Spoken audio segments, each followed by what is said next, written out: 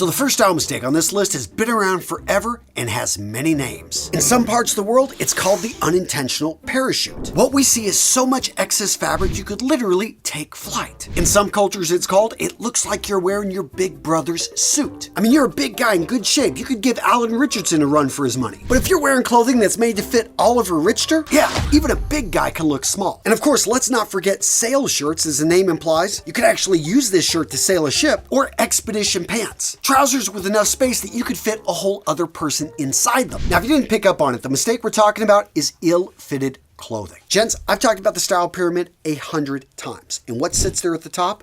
Fit. Now, the reason so many guys continue to fall into this mistake is one, most people assume looser clothing is more comfortable clothing, which actually isn't the case. No, clothing that actually fits your body and gives you full freedom of movement, that is actually going to be more comfortable and less constricted. And the second reason is that most clothing out there is made to fit as many body types as possible. Manufacturers do this because they want to sell to as many people as possible, but the reality is clothing based on averages made to fit 100 different body types doesn't actually fit any of those body types particularly well. Now, the solution here is pretty simple. Only buy clothing that fits you. But the implementation of that, a little bit harder because most guys don't understand what actually does fit them. So here's the simple hack. Find your favorite shirt. Find that favorite pair of jeans. Now take that piece of clothing and measure it in a few key areas. Sleeve length, chest width, inseam, outseam, waist. Now save those measurements in your phone, and the next time you're going to buy another shirt, pair of jeans, make sure the pair you're buying is only half an inch larger in those key areas. And by the way, I'm okay with it being a little bit larger because most of these items are made from cotton. They're going to shrink a little bit over time. The key is to only let items that actually fit you into your wardrobe. Now, for the items you currently have that don't fit you,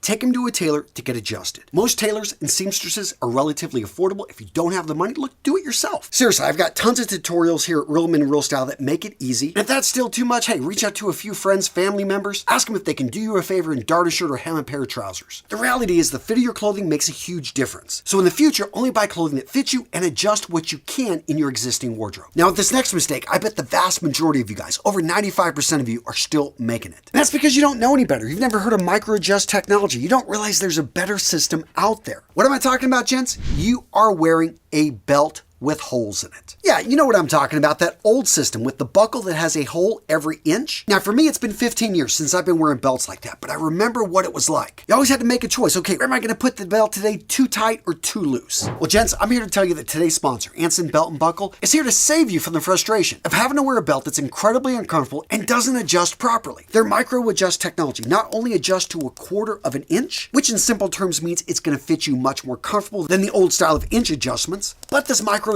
technology also does wonders on making sure that the strap lasts longer and looks great for its lifetime. But seriously, gents, if you go back and you look at this channel, one of the first videos I ever put up was an unfiltered, non-sponsored review of this belt and this family-run business, because over a decade ago, I saw what these guys were doing. They were taking an accessory that men had worn forever, and they had improved upon it with a better system than what most men are stuck dealing with. And of course, whenever I saw that their buckles are all interchangeable with their straps, I even more fell in love with the company, because here at Real Men Real Style, we talk about the power of the interchangeable wardrobe, being able to own less and get more out of your clothing. Well, if you go over and grab one of their box sets and you get 3 buckles with 3 straps, guess what? You don't have 3 belts here. You actually have 9 different combinations. And gents, if you haven't been over to their website for a while, get over there and check out their American bison leather and suede leather straps. These straps are handmade in the USA and feature a thick, full-grain bison leather, and with each belt being a bit rugged, unique, and incredibly beautiful. And for those of you guys that like the idea of a money belt, check out the stash strap. And of course, gentlemen, to always get the best deal on the web, use the link I'm putting in the description of today's video. Make sure to sign up for their email list. Occasionally they got flash sales up to 20% off on their email list, and on their text club up to 30% off on occasion. And again, I recommend their box set. That is the easiest, just I think best way to grab a belt and buckle set. Go check them out, Anson Belt and Buckle. Again, I'm putting the best deal you're going to find on the web right here in the description of today's video. Go check them out, Anson Belt and Buckle. Proud to support them.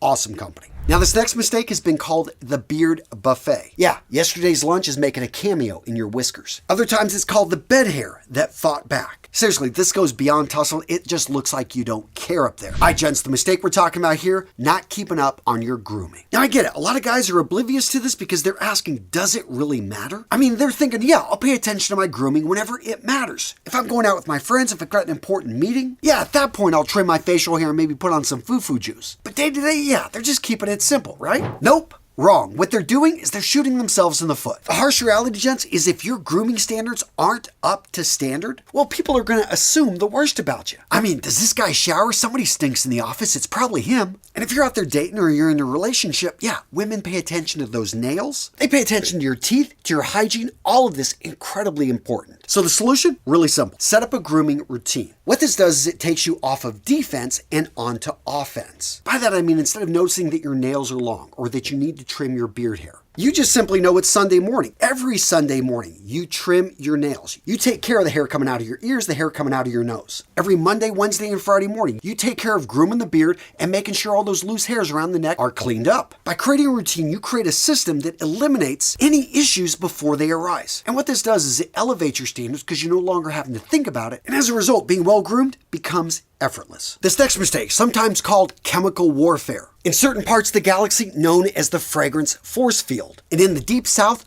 the cologne cloud. All right, gents, so the mistake here, overspraying cologne. Now, because I'm a fraghead, this one was hard for me to put on the list, but the reality is not everyone appreciates your 20 sprays of Versace Eros or your 15 sprays of Dior Sauvage. Now, when it comes to explosives and Navy SEALs, they always say more is better. But for the average guy in a fragrance bottle, I'm gonna say it's better to wear it close and be discovered than to walk into a room and choke everyone out. So that being said, my first tip here is to understand what you're wearing. If you're wearing a niche fragrance that has earth and animal smells and you've never worn it before, and you think spraying it like your Creed Aventus is going to work, gents, you're about to choke out half the people on that airplane. The key here is to understand how a fragrance projects, how long it lasts. Now, I've got tons of guides out there over on my Centeno channel in which I try to explain a lot of this, but the best advice is just simply to wear less, and even closer to the body, maybe on the chest versus spraying on the back of the neck, or the clothing, which in most situations is going to spread the fragrance out more, versus if you're wearing it on the skin and wearing clothing over it. This next mistake, peeling leather horror.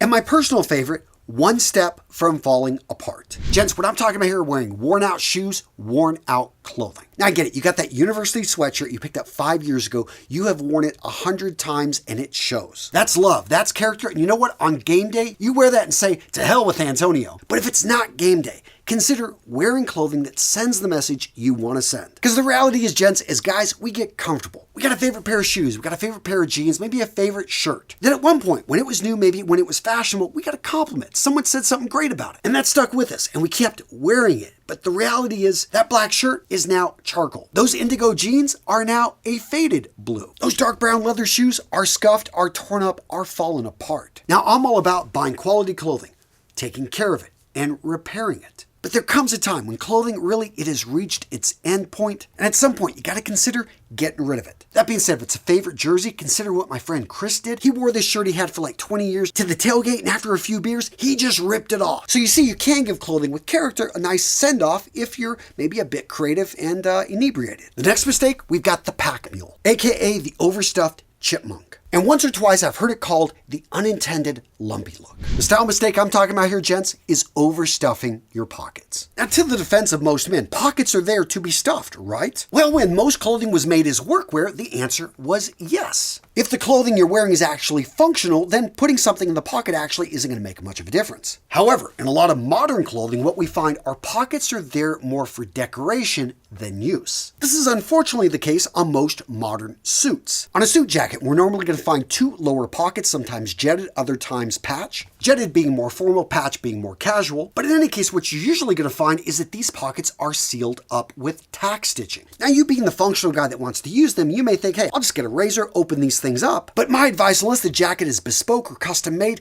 don't do it. The reality is those pockets were designed to be functional, and if you put things in them, it could ruin the silhouette of the way the suit is going to fit on your body. Now, the exception to this is the breast pocket, which, in case you didn't know, breast pocket, you should always wear a pocket square if you're going to be wearing a suit, sports jacket, or a blazer. And if you're just getting started with style, going with a simple white presidential fold is an easy way to do it. But even when it comes to casual clothing, on a lot of jackets and a lot of trousers, you're going to find that those pockets are not made for stuffing. Yeah, you can get a slim wallet in there, maybe a phone, but once you you start sticking in your AirPods, a wad of keys, and a number of other things, all of a sudden you're going to find that your look overall goes from being streamlined to a bit clumpy and dumpy. Now, the best advice I can give you here is to slim down actually what you need to carry. I know for me, I've moved to 3 credit cards, an ID, and my phone all in one slim package. But if that's not going to work for you, then have at least one functional jacket. This could be a leather jacket, maybe a fatigue jacket. I find that these usually have very functional pockets. And as an added bonus, the layering look really can level up your style. This next mistake, print party gone wild. In some style circles, it's called the color wheel catastrophe. In any case, gents, you never want to be a neon nightmare. Gents, what I'm talking about here is wearing clashing colors and patterns, not knowing the basics of matching. Now, gents, I get it. A lot of guys make mistakes here because they are never taught the basics. Well, gents, I'm going to make it simple for you. The vast majority of your wardrobe should be neutrals. These are foundational colors that easily mix and match with each other. And yes, some people may say are boring, but here's the deal, is they form the foundation. They are the base of what a stylish man wears. Next up, we've got the basics of what are complementary colors. Complementary colors are on the opposite side of the color wheel, and they naturally complement the color on the opposite end. So if you're going to be wearing a neutral color, a blue suit, well, if you want to bring in a color that's really going to pop, something that's going to naturally complement, bring in one of the colors on the opposite end of that color wheel as a necktie, such as orange or red. Now, the key with complementary colors, keep it simple and keep it in moderation, especially those colors outside of the neutrals. The next rule to understand is one statement piece. Think of it like a wedding, gents. There's one main event at the wedding, and that's the couple. Some people would argue the bride. My point being, though, you don't want to have other people there trying to upstage the bride. And it's the same with your outfits. You want to have one item. Maybe it's going to be your footwear. Maybe it's going to be the shirt. In some cases, it even could be the trousers. But everything else around it should be a supporting piece. They should be in those neutral colors. They should be in the background. That being said, if you're going to mix and match patterns, you need to make sure first up, the patterns need to be scaled correctly. And that is when you've got two patterns, like a shirt and a jacket, right on top of each other, you don't want to have patterns that are too similar or are of the same size. And if possible, change up the patterns. So if your necktie has dots, your pocket square maybe has paisley, your shirt would have stripes, and your jacket would have maybe a muted check. And if all that sounds overly complicated, gents, keep it simple. When you look at the best dressed men over the last 100 years, what have we noticed about their style? Their clothing fits, getting back to mistake number 1, and they've kept it relatively simple. They find something that suits their build, that suits their natural colors, and they don't try to overdo it. And that takes me to probably one of the biggest mistakes most men make is they don't practice dressing well. But why are men afraid to dress sharp? Well, guys, I cover it in this video. Believe me, so many guys are afraid to be the best dressed man in the room. I made this video, this one's doing, I really think it's a great video. Go check it out, why most men don't dare to dress well. I enjoyed it. I think you'll like it. Guys, go check it out. Solid video right here. See you in the next one. Take care.